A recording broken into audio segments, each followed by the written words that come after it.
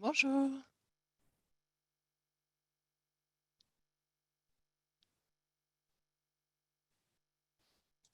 Bonjour. Bonjour à tous. Bienvenue à ce webinaire organisé par le collectif Triplette Rose et Clinéo. Donc, nous sommes ravis d'être avec vous aujourd'hui. Je m'appelle Nadège, je suis membre du collectif Triplette Rose et je serai votre animateur aujourd'hui. Donc, nous allons être ensemble pour la prochaine heure pour parler d'amélioration d'accès aux essais cliniques avec 3 intervenants. Le professeur Suzette Delaloge, oncologue médicale à Gustave Roussy. Bienvenue Suzette. Claude Coutier, la présidente du collectif Triplette Rose. Et Thomas Perblanc et Arnaud Bail qui nous présenteront Clinéo et la solution de plateforme. Voilà, quelques petites informations techniques avant de commencer. Donc, vous noterez que durant le webinaire, vos caméras et micros sont coupés pour le confort de tous. Pour autant, vous pouvez échanger avec nous et nous poser des questions pendant tout le long du webinaire dans la session discussion. Et vous pouvez également liker les questions qui ont été posées. Ça nous aidera à les sélectionner pour la partie questions-réponses qui aura lieu à la fin des interventions. Voilà, et donc nous allons commencer. Et pour mieux vous connaître, nous allons vous proposer juste un petit sondage que je vais vous lancer maintenant, que je vais vous demander de remplir.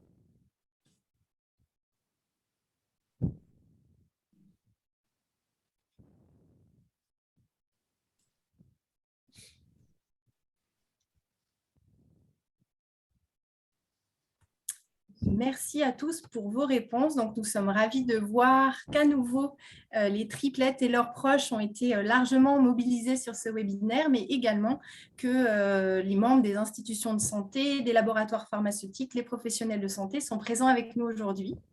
Et que globalement, la France et largement les différentes régions françaises sont largement représentées avec un petit avantage de l'Île-de-France aujourd'hui. Voilà, je vais m'arrêter et je vais donc laisser la parole à Suzette. Suzette, the floor is yours. Merci beaucoup. Merci infiniment de m'inviter et de tout ce que vous faites. On le dira jamais assez, c'est absolument remarquable. Donc très rapidement, en fait, c'est un constat que vous avez fait et qu'en fait, on avait fait en parallèle, nous les professionnels de santé.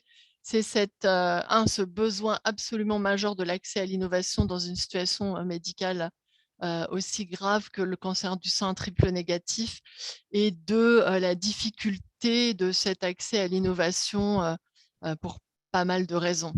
Et donc globalement, la constatation, c'est qu'une majorité de femmes qui ont un cancer du sein triple négatif n'a pas accès aux essais thérapeutiques, soit parce que ces essais n'existent pas, soit parce que dans un certain nombre de cas, leurs critères sont extrêmement, extrêmement contraignants, soit, et on va y revenir, parce qu'en fait, le chemin à parcourir pour aller jusqu'à un essai clinique, il est parfois pas simple du tout.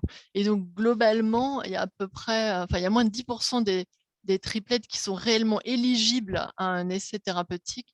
Et en fait, là, on a regardé récemment sur la cohorte ESME, qui est une cohorte de femmes prises en charge pour des cancers du sein métastatiques dans le cadre des 19 CLCC en France dans les 10 dernières années.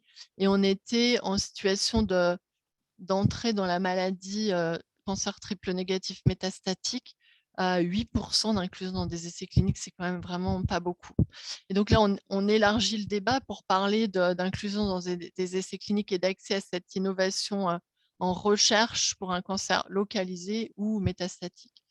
Et donc, la décision de rechercher un essai clinique, elle dépend beaucoup, beaucoup de l'équipe soignante. Ça prend du temps. C'est comme aujourd'hui, pour remplir les dossiers, les formulaires pour l'accès aux nouveaux médicaments, c'est toujours quelque chose qui va prendre beaucoup plus de temps que de faire de la routine. Et vous savez que c'est quelque chose de critique aujourd'hui, surtout avec la déplétion en personnel de santé, particulièrement en infirmière, mais côté médecin, c'est pas terrible non plus. Donc, temps ressources, ça c'est un vrai, vrai problème. La deuxième chose, c'est la volonté. En fait, il faut absolument être persuadé, avoir cette culture en tant que médecin, que soignant, et la transmettre aux patients. C'est souvent une sorte de culture institutionnelle, que le fait d'entrer dans un essai clinique, c'est potentiellement quelque chose de bien, que globalement, c'est pas une perte de chance, au contraire, c'est potentiellement des chances supplémentaires, même s'il y a aussi des contraintes. Et donc, il y a parfois une volonté qui peut être contradictoire, le fait d'avoir l'air de ne pas savoir ce qu'il faut faire ou pas assez, ou le risque de perdre le patient. Certains médecins, pas forcément pour des raisons financières, hein, aiment bien suivre leurs patients de A à Z et ont peur de les perdre, ont peur d'avoir avoir l'air de ne pas être à la hauteur, etc. Et donc, il y a un vrai enjeu là-dessus en termes de communication. Et puis, il y a un troisième aspect qui est l'aspect réseau, connaissance des essais cliniques. Il y a un certain nombre de médecins qui sont dans des endroits peut-être où il y a moins d'activités, où ils font de l'oncologie plus large, qui n'ont pas forcément les connaissances des essais cliniques ou même pas les contacts des personnes à contacter pour savoir s'il y a un essai clinique présent dans une situation.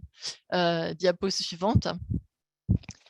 Et donc, la suite de ça, c'est que globalement, il y a donc un certain nombre de freins lors de la recherche d'un essai clinique.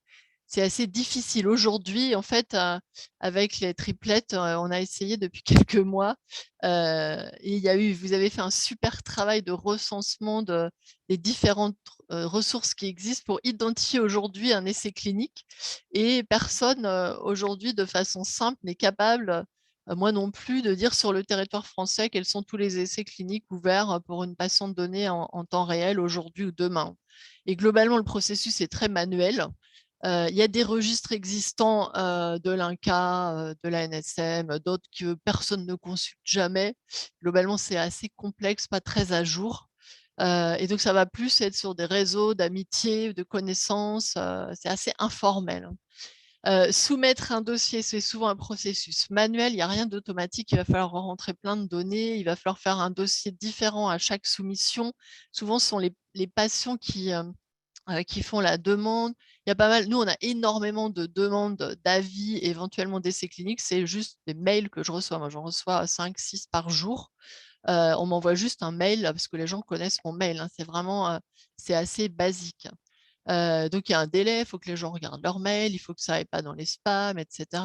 Donc globalement, c'est pas du tout standardisé, pas du tout organisé, il n'y a pas de vrai réseau.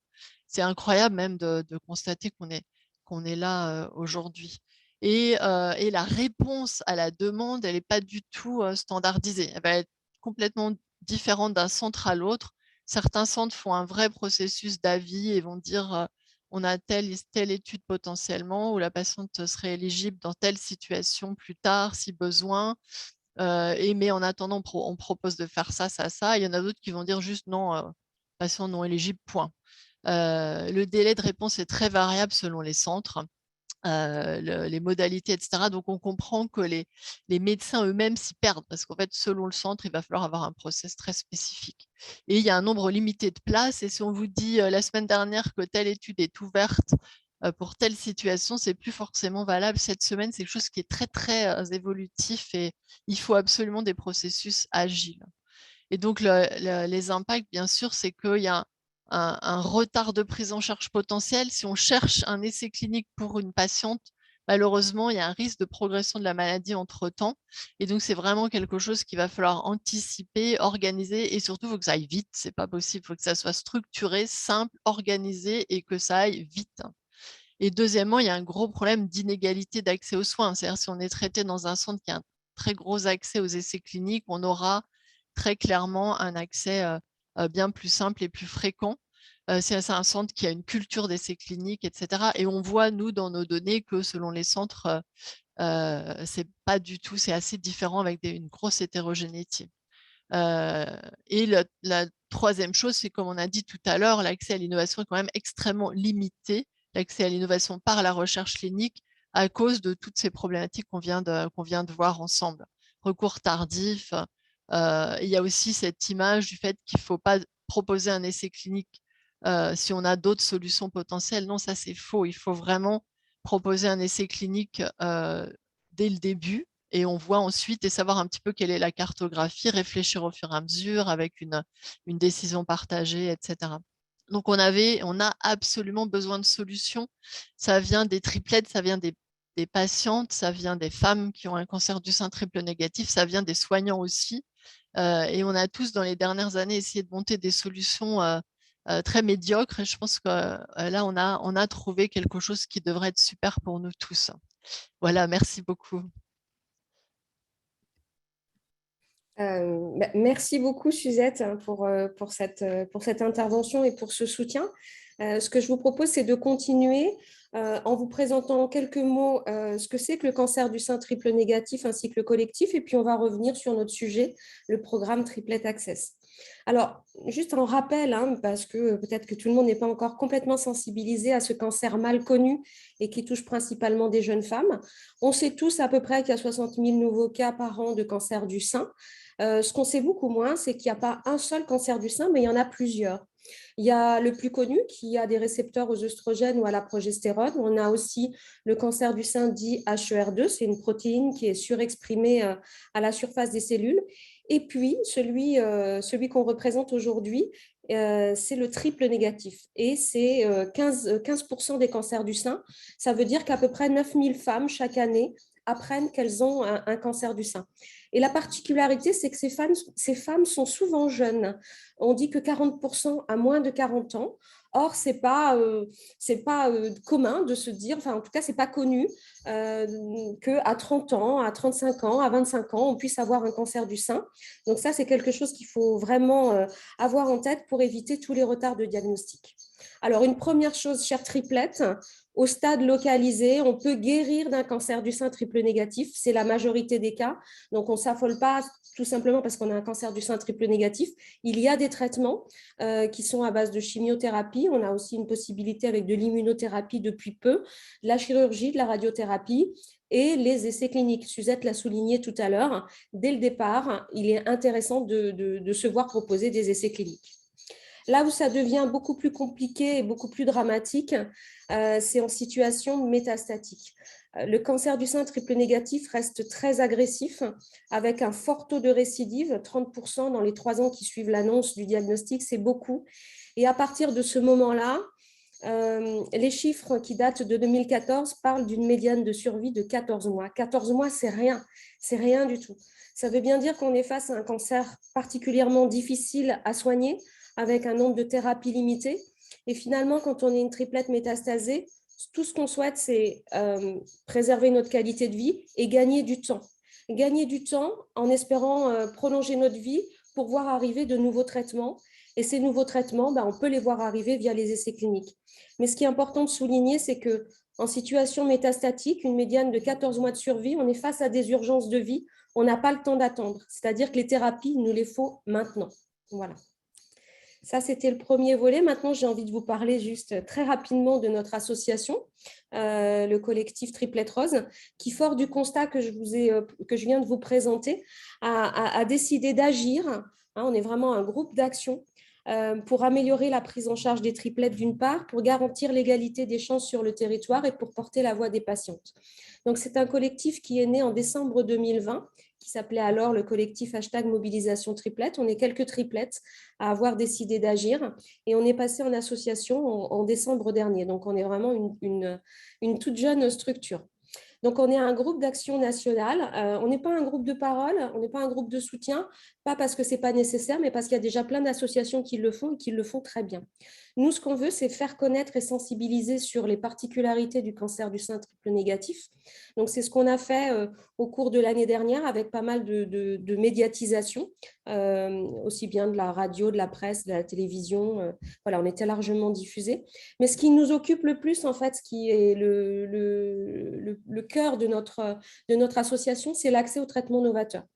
Et d'autre part, et ce que je tiens à souligner, c'est que nous, on souhaite travailler d'une façon collaborative. Et c'est ce qu'on a fait l'année dernière en contribuant à l'accès à 2 thérapies innovantes qui sont le sacituzumab govitecan, plus communément appelé Trodelvy, et le pembrolizumab Keytruda. C'est qu'en fait, nos actions, elles sont menées main dans la main avec tous les acteurs qui permettent d'arriver à un résultat. Voilà, ça, c'est vraiment dans notre ADN, des actions collaboratives et la force de notre témoignage. Et puis, eh bien, il y a le fil rouge. Le fil rouge, c'est soutenir la recherche. Donc, on mène des actions. On a un partenariat avec Gustave Roussy, avec l'Institut Curie, par rapport à des programmes de recherche dédiés aux triplettes. Voilà. Donc, petite association, on commence tout doucement et on commence à être un petit peu suivi sur les réseaux sociaux. Voilà.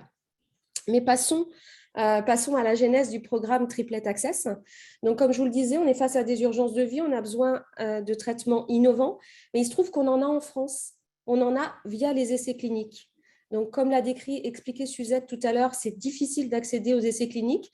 Donc, on a voulu comprendre ce qui se passait et voir comment on pouvait trouver des solutions. Par rapport à ça, on a eu plusieurs échanges avec le ministère de la Santé pour le sensibiliser à cette situation.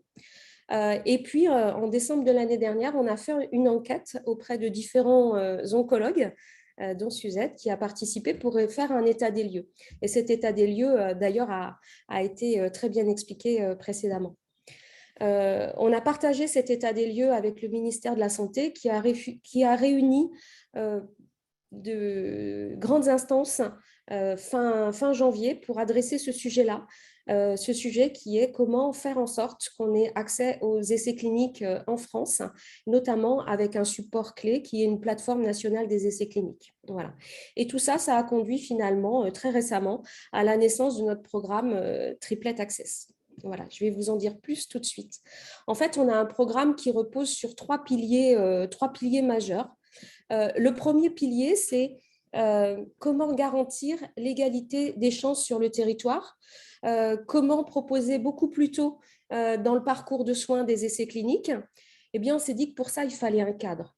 Il faut qu'on arrive à trouver des solutions pour qu'on propose quasi systématiquement les essais cliniques ouverts à chaque patiente aux étapes clés de son parcours de soins. Et on peut supposer que les étapes clés, c'est les RCP, ces fameuses réunions concertées de professionnels lorsqu'on prend en charge un dossier patient ou changement clé dans le dispositif de soins de ce patient. Alors, pour en parler, je vous propose le témoignage de Stéphanie. Bonjour, je suis Stéphanie, j'ai 48 ans et je suis ambassadrice du collectif Triplet Rose pour la région Bretagne. J'ai rejoint le collectif car j'ai accompagné ma sœur Karen qui est décédée d'un cancer du sein triple négatif. Si aujourd'hui j'ai choisi de témoigner pour ce pilier numéro 1 pour obtenir l'engagement des acteurs de santé de proposer de façon systématique les essais cliniques à leurs patientes, c'est justement parce qu'on en a cruellement manqué avec Karen. En effet, lors de sa récidive, on ne nous en a jamais proposé et c'est moi qui ai fait des recherches sur Internet pour voir s'il existait des essais cliniques pour le triple négatif. Et lorsque j'en ai trouvé, nous avons décidé avec Karen d'en parler avec l'oncologue et ça a été assez compliqué de la convaincre. Alors, le mot convaincre peut paraître un petit peu fort, mais je pense que dans un premier temps, l'oncologue s'est senti remise en cause à partir du moment où la proposition émanait de patientes, mais ce n'était en aucun cas notre but. Le but premier, c'était vraiment de sauver la vie de ma sœur et c'était vraiment la seule motivation. Et je sais que voilà, nous, on s'intéressait au cas de Karen. L'oncologue a de son côté plusieurs patientes à traiter, n'a peut-être pas non plus toutes les informations. C'est pourquoi, voilà, ça a pris quasiment 2 mois. Et lorsqu'en fait Karen est partie pour Paris, eh bien malheureusement, il était trop tard.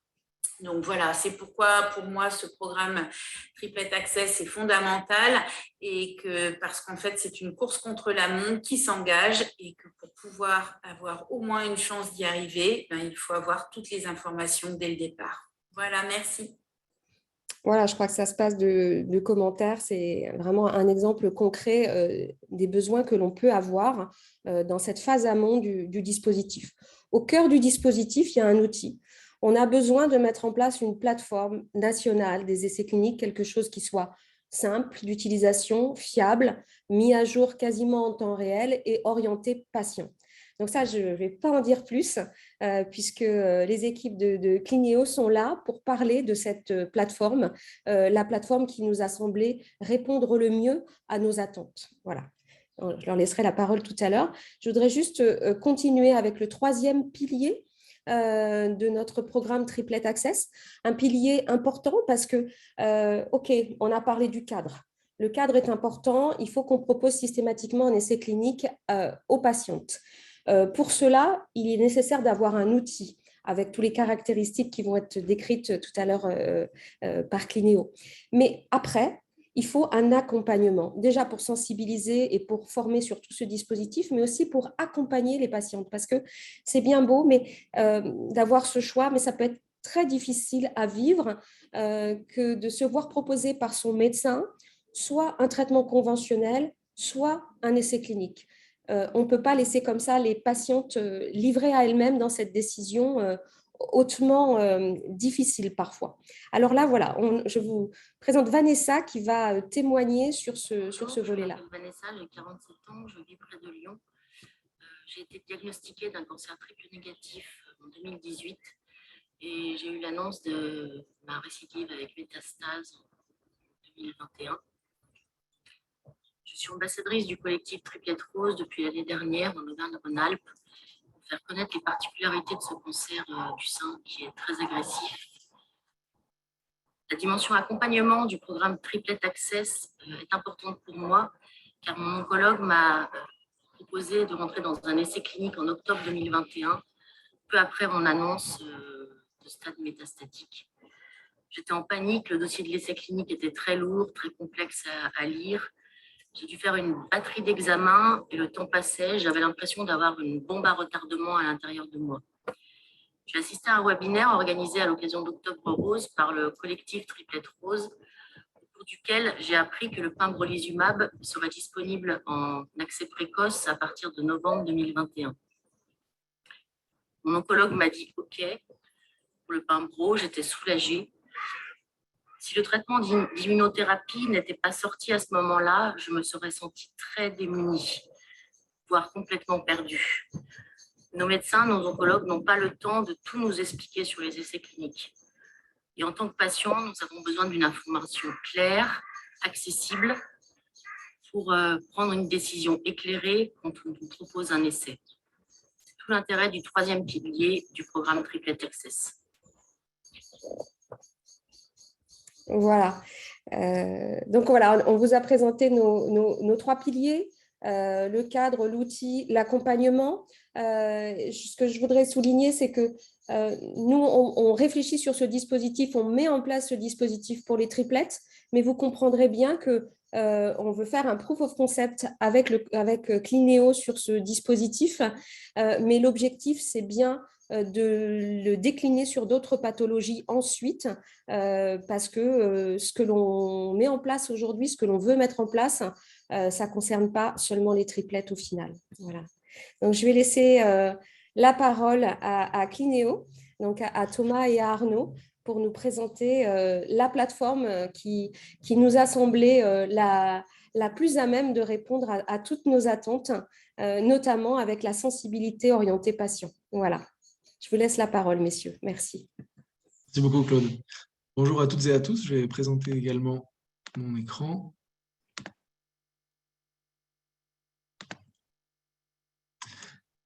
Donc, comme le disait Claude, nous allons vous présenter Clineo, qui est une solution pour trouver des essais cliniques le plus simplement et le plus rapidement possible, à commencer par notre équipe. Je m'appelle Thomas Peyreblanc, j'ai une formation d'ingénieur avec Polytechnique et Columbia et ensuite une carrière dans le conseil en stratégie. Et j'ai eu des envies entrepreneuriales et notamment pour des projets avec des vrais impacts. En discutant avec Arnaud, qui est un ami de longue date, nous avons décidé de lancer Clineo. Exactement, donc bonjour à toutes et à tous. Je m'appelle donc Arnaud Ball, je suis médecin à Gustave Roussy, oncologue médical.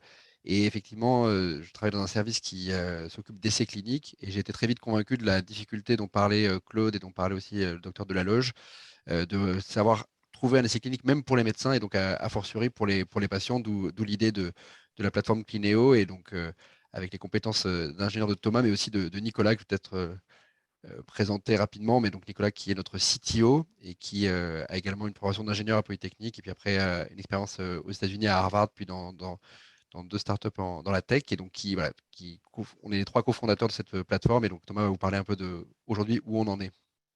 Exactement. Donc, nous sommes 3 cofondateurs, plus 5 autres personnes, 4 développeurs et un médecin. Et nous avons également un advisory board qui nous conseille sur les domaines de la tech, scientifique, médical et de la pharma.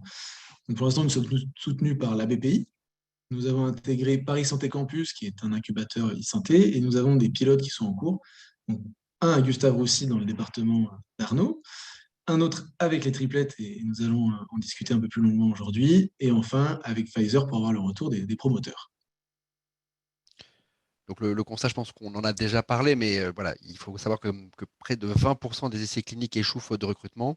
Et la difficulté, elle est vraiment à la fois pour les patients, de ne pas être capable d'avoir un outil qui leur permet d'être au courant des innovations thérapeutiques et ce qui rend très difficile, voire même impossible, l'accès à ces essais par eux-mêmes. Et puis les oncologues médicaux qui ont un temps très restreint, hein, les consultations sont parfois très courtes et on ne peut pas voilà, avoir beaucoup de temps pour chercher un essai clinique et on est souvent frustré en tant qu'oncologue de ne pas pouvoir trouver une solution qui pourtant pourrait être une option thérapeutique supplémentaire pour nos patients. Et donc c'est vraiment l'idée de Clinéo. Si on reprend un tout petit peu le contexte, et encore une fois, c'est pour aussi que ce soit clair pour tout le monde, hein, il faut bien comprendre que d'un côté, il y a les patients. Ces patients sont suivis par des oncologues, on appelle des oncologues référents. Et de l'autre côté, il y a des promoteurs qui peuvent être des promoteurs d'essais soit académiques, soit industriels. Et ces promoteurs, en fait, testent de nouvelles molécules dans des essais cliniques. Et ces essais cliniques sont ouverts dans des centres médicaux investigateurs, souvent experts, type CHU ou centre de lutte contre le cancer, comme Curie, Gustave Roussy. Et donc la difficulté, elle est vraiment des deux côtés, hein. Pour les patients et leurs oncologues référents, c'est cette recherche qui est très complexe. Comme disait tout à l'heure Suzette, c'est la difficulté de devoir contacter chaque centre aussi individuellement. C'est très chronophage avec finalement beaucoup de double saisies et de dossiers à remplir différents. Et puis même sur des plateformes publiques comme clinicaltrial.gov par exemple, la difficulté c'est que les résultats ne sont pas mis à jour. Il y a des listes très très longues de 200, 300 résultats. Donc c'est un peu comme une page Google. On regarde rarement la page 15 ou la page 17. Et donc voilà, la difficulté c'est vraiment ça pour les patients et les oncologues. Et puis pour les promoteurs des essais, la difficulté c'est que dans les essais cliniques, il y a des retards très fréquents qui engendrent en plus des coûts uniquement liés à ces retards. Et puis, voilà, il y a une concurrence pour trouver les mêmes patients. Donc, ils ont des difficultés pour trouver des patients voilà, qui respectent les critères d'inclusion et d'exclusion de leurs essais. Et donc, c'est en partie ce qui explique ces 20% d'essais qui échouent faute de recrutement. Exactement. Et donc l'idée de Clinéo, c'est de s'intercaler entre ces deux acteurs, de permettre aux patients, à leurs familles et aux oncologues référents de faire une recherche beaucoup plus rapide, beaucoup plus facile des essais cliniques dans tous les centres médicaux en même temps, et avec un match optimal grâce à notre algorithme de matching, où on peut faire correspondre les critères d'inclusion et d'exclusion des essais avec les caractéristiques de chaque patient. Donc en facilitant cette recherche, on va permettre aux promoteurs et aux investigateurs de recruter plus rapidement des patients, de réduire des coûts et d'avoir, comme le disait Arnaud, un avantage concurrentiel parce qu'on va avoir accès aux patients et pouvoir mettre leurs médicaments sur le marché plus rapidement. Si on prend un petit pas de recul maintenant et qu'on regarde les grandes tendances dans l'oncologie, et pas forcément que pour les triplettes, parce que Claude l'a déjà très bien fait, il y a de plus en plus de nouveaux cas de cancer chaque année. Heureusement, il y a de l'innovation dans ce domaine-là, et notamment la médecine de précision, qui prend de plus en plus d'ampleur, puisque déjà en 2019, on voit que près de 40% des essais ciblés des biomarqueurs, des cibles moléculaires. Donc c'est ce qui explique pourquoi est-ce qu'il y a de plus en plus d'essais cliniques dans le domaine du cancer qui sont lancés chaque année. Et donc on peut le voir à l'évolution en 10 ans qui est très importante.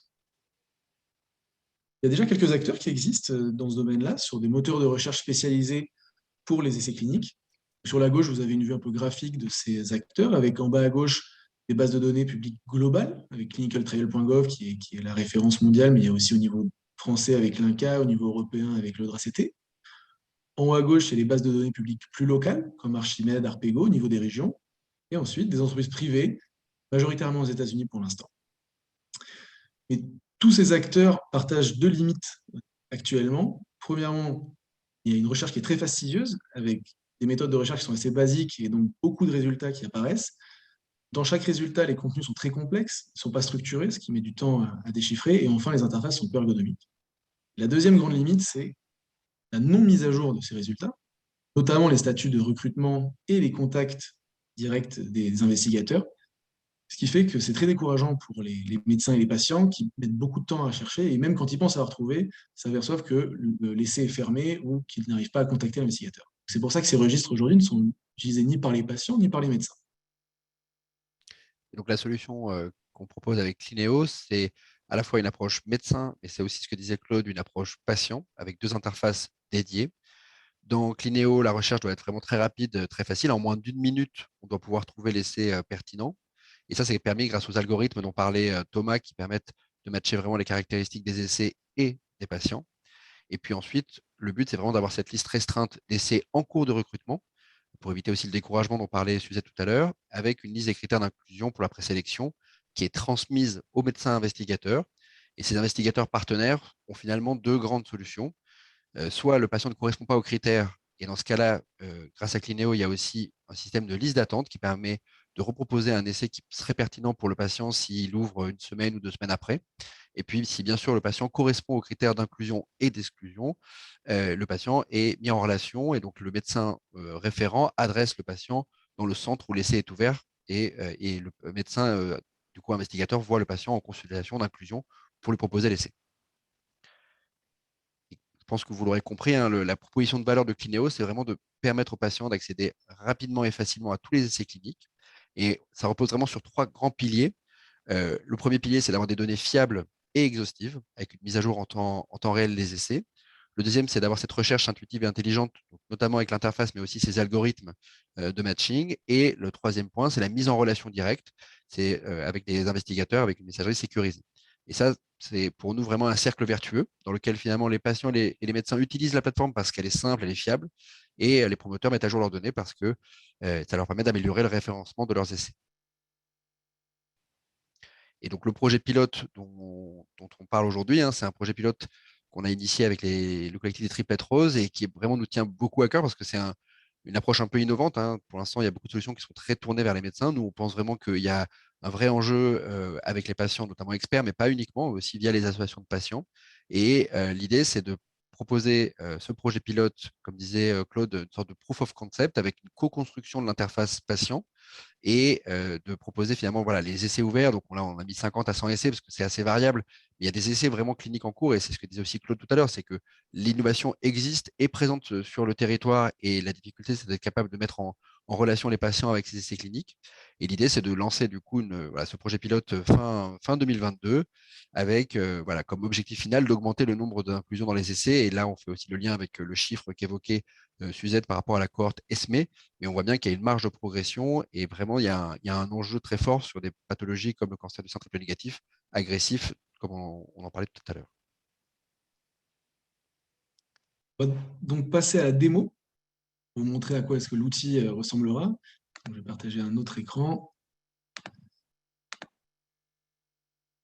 Voilà, donc là, nous allons vous présenter la démo. Donc, ça reste une version test. On est en train de développer, d'améliorer cette version-là. La version qu'on va vous montrer aujourd'hui, c'est une version pour les patients experts et pour les médecins.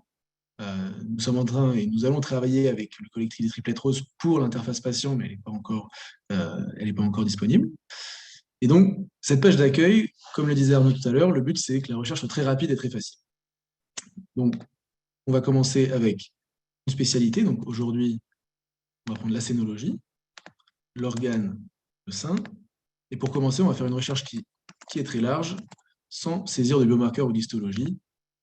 Et on va supposer que nous sommes suivis à Gustave-Roussy.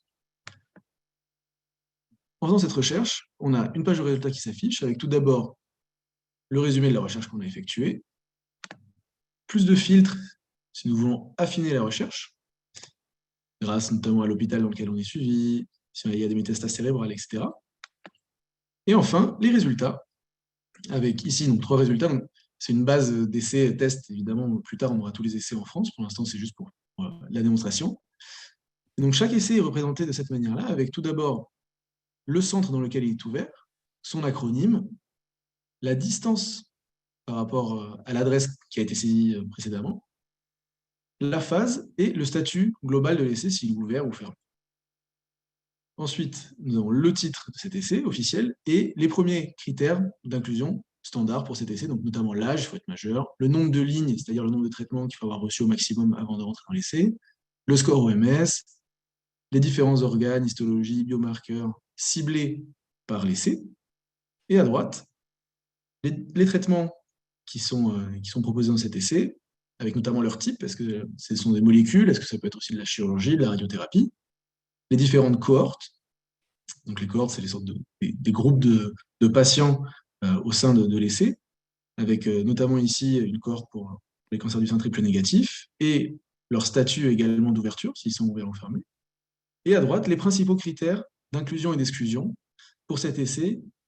Le but étant que pour le médecin et pour le patient, en un coup d'œil, il ait une bonne idée de l'éligibilité du patient ou de sa personne pour cet essai. Donc, on a différents essais qui sont présentés comme ceci. On peut d'ailleurs rentrer dans le détail de l'essai pour voir vraiment tout l'essai avec sa description complète. Ici, c'est en anglais parce que nous l'avons pris directement de clinicaltrial.gov, mais nous allons le mettre en français et, pour tous les essais en France. On a également les critères, l'entièreté des critères et pas que les critères majeurs entrés dans l'essai, les traitements, les cohortes et les différents centres dans lesquels l'essai est ouvert. Si on revient sur la page de résultats, on peut donc prendre connaissance de tous ces essais et une fois qu'on pense avoir trouvé un essai qui paraît pertinent, en tant que patient, on peut l'envoyer à son médecin, envoyer un lien, donc on rentre son prénom, l'email de son médecin et le médecin recevra un lien avec cet essai-là. Et on peut en discuter avec lui ensuite en consultation. Et si on est déjà médecin, l'oncologue référent de la personne, on peut contacter l'investigateur directement en créant une fiche patient. Cette fiche patient est envoyée à l'investigateur qui reçoit une notification. Il prend connaissance de cette fiche patient et, comme le disait Arnaud tout à l'heure, il va dire si oui ou non il pense que le patient passe le prescreening. Exactement. Et alors, un autre point aussi, c'est que là, on n'a pas parlé des biomarqueurs, mais c'est vrai qu'on peut aussi filtrer finalement les essais. Donc, si par exemple, là, on peut chercher pour uniquement les patientes qui ont un cancer du sein triple négatif, on peut facilement trouver et filtrer. Et donc là, on va voir apparaître uniquement les essais dans lesquels les patientes avec un cancer du sein triple négatif sont éligibles.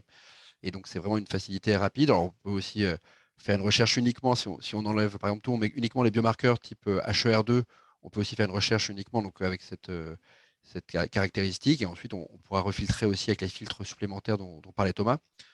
Donc, voilà un peu à quoi ressemble la recherche sur Clinéo. Hein. Le but, c'est vraiment que ce soit facile, intuitif. Alors, comme disait Thomas, hein, là, c'est la vision médecin expert. Tous les items que vous voyez sur ces petits descriptifs des essais seront bien sûr explicités, retravaillés, simplifiés. Il y aura vraiment une aide pour accompagner les patients dans leur recherche. Et puis, il y aura aussi des pages spécifiques sur le site pour vraiment que l'outil soit utilisable par les patients et leurs proches.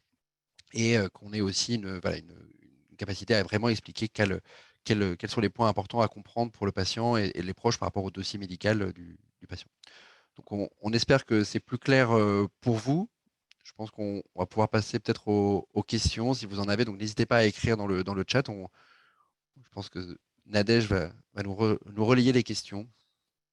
Merci en tout cas. Tout à fait. Donc, tout d'abord, je tiens à remercier tous les intervenants de nous avoir de ce partage. Tout d'abord, Suzette de la Loge qui nous a largement présenté le constat aussi bien patient que professionnel de santé sur les problématiques d'accès aux essais cliniques, l'introduction du programme Triplet Access et de ces 3 piliers qui viennent encadrer l'outil pour les triplets, l'outil Clinéo que Thomas et Arnaud viennent de vous présenter, mais vraiment ces 3 piliers du cadre, de l'outil et de l'accompagnement. Et donc, la solution simple, fiable et accessible aussi bien pour les patients que pour les professionnels de santé, la solution Clinéo. Donc, effectivement, on va maintenant passer aux questions. La première question que l'on a, c'est est-ce que vous prévoyez, donc elle est plus pour vous, Thomas et Arnaud, prévoyez-vous une validation avec des professionnels de santé non experts et des patients? Et si nous sommes intéressés, comment peut-on vous contacter pour participer? Tout à fait. Alors, on va déjà, avec les triplettes roses, faire une validation par les patients pour co-construire cette interface. On a également des médecins généralistes et non spécialisés dans l'oncologie qui vont être inclus dans ce processus de construction.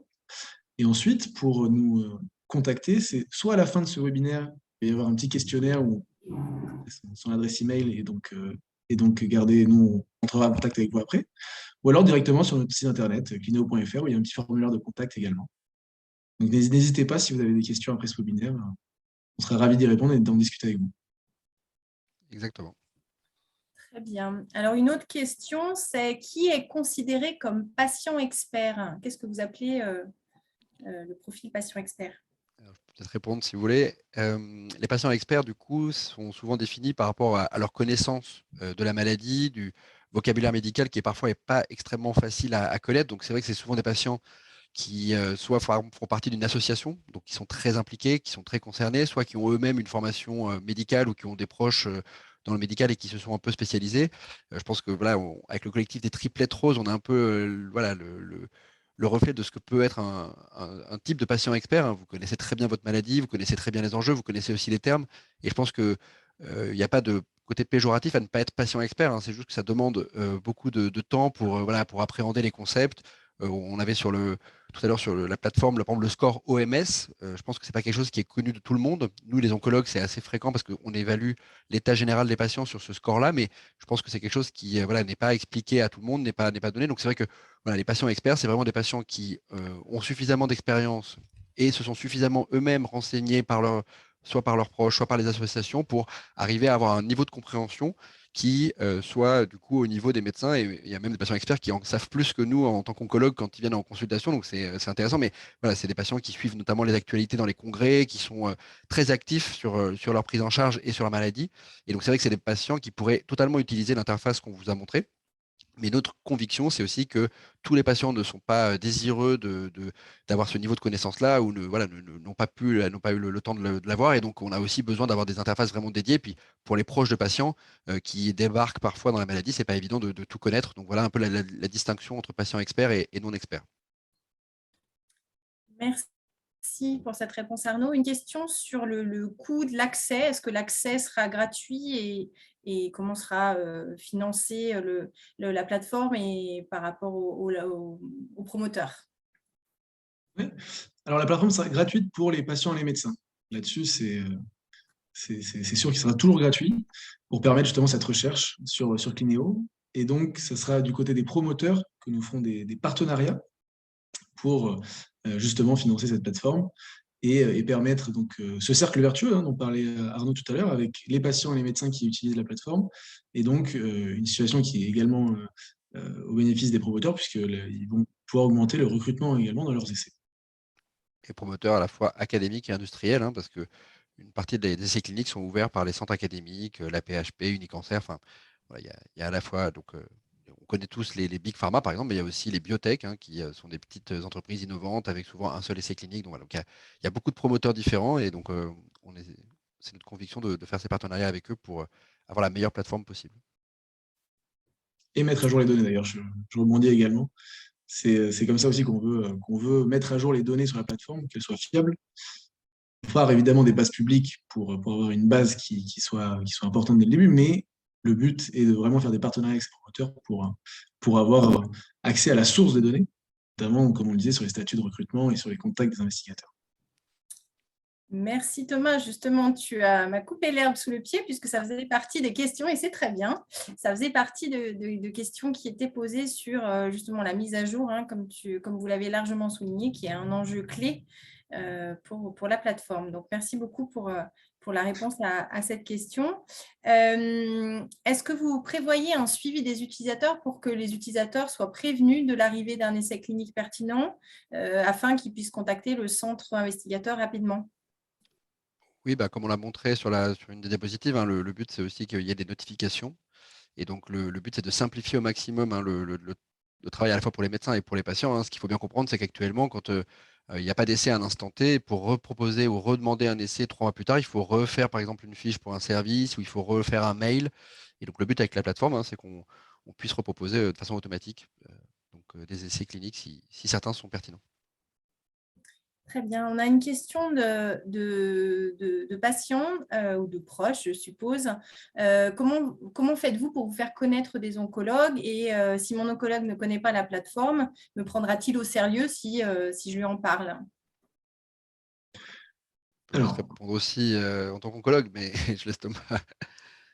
Non, mais il y a plusieurs canaux de communication pour se faire connaître auprès des oncologues. On a tout d'abord les réseaux sociaux, et c'est notamment grâce à ça on a organisé ce webinaire, notamment grâce à la présence forte des triplettes sur les réseaux sociaux. Ensuite, il y a évidemment la presse, médicale ou même publique. Il y a les congrès également pour se faire connaître. Et puis, il y a les contacts directs. Arnaud étant oncologue, il connaît aussi un certain nombre d'oncologues. Donc voilà comment est-ce qu'on cherche à se faire connaître.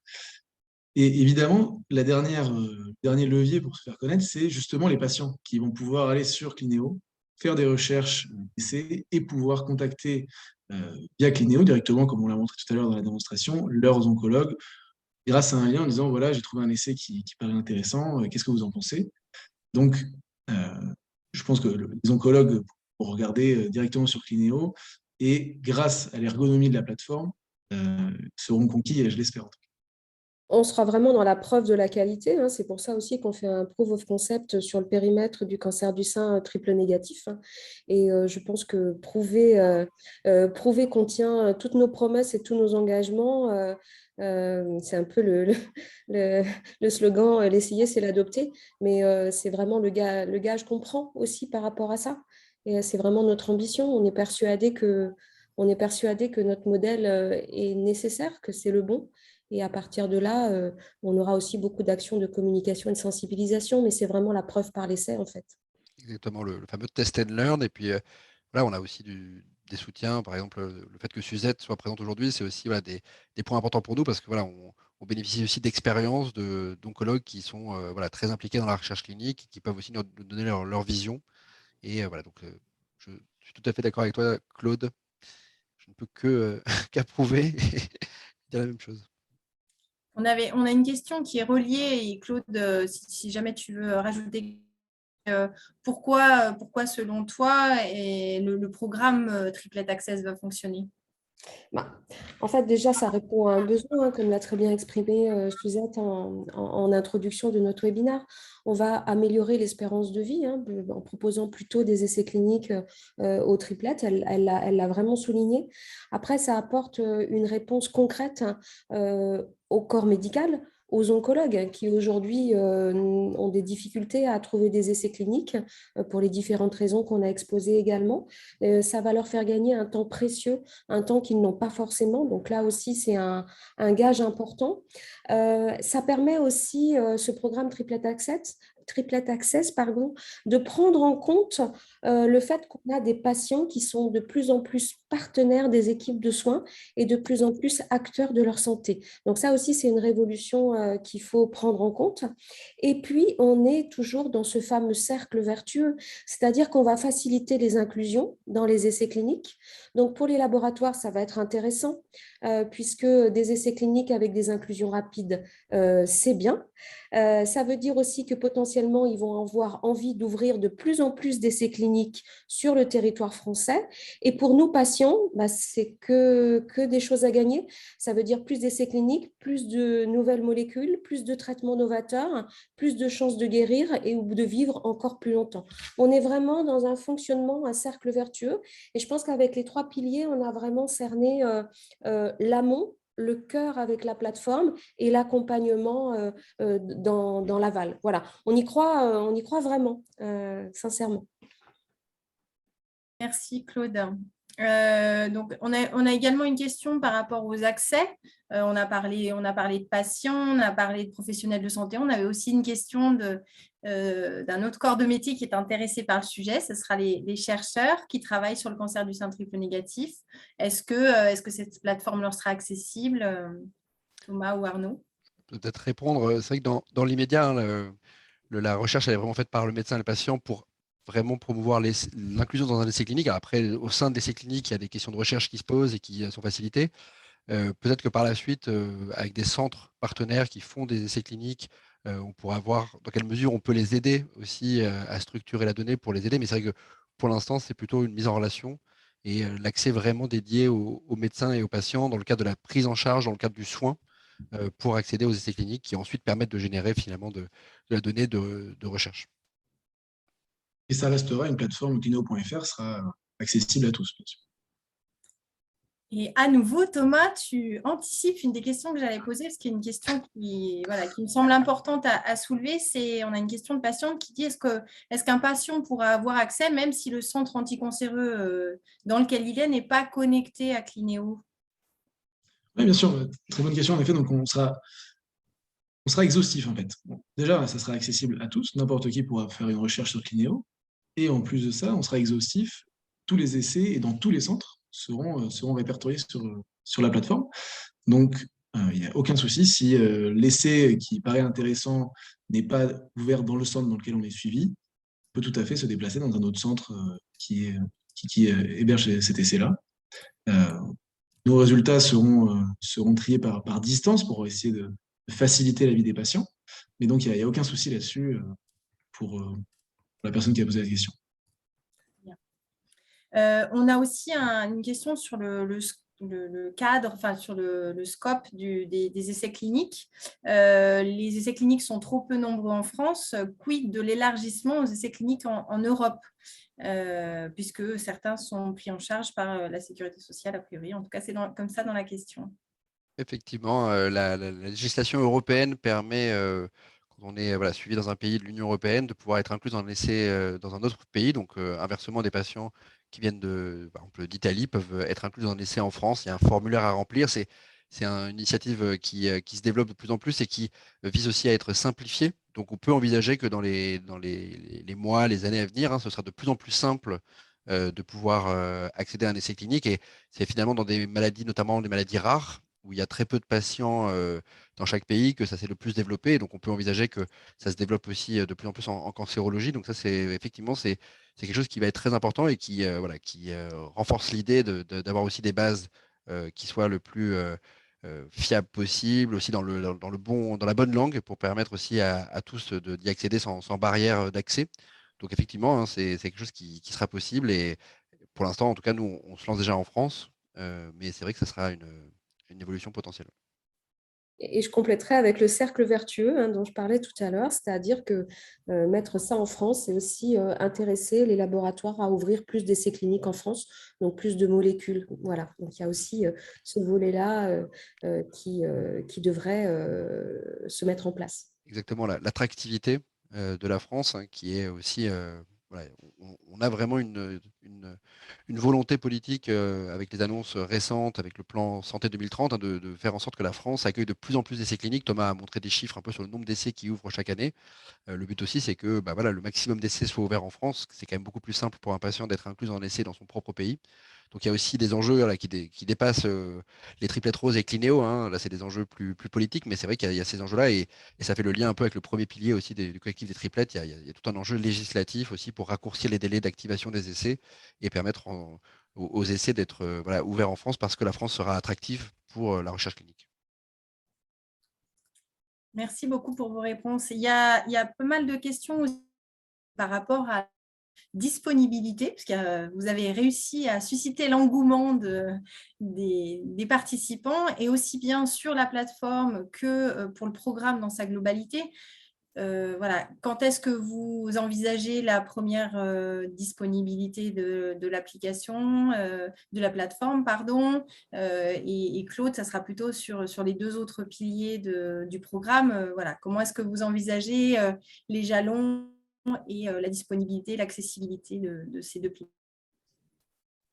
Alors, sur la plateforme, le but, c'est vraiment donc de construire avec le collectif Triplet Rose cette interface patient et d'avoir d'ici octobre-novembre une plateforme qui serait live pour les triplettes. Et ensuite, d'ici la fin de l'année, avoir une plateforme clinéo.fr avec tous les autres types de cancers dessus aussi.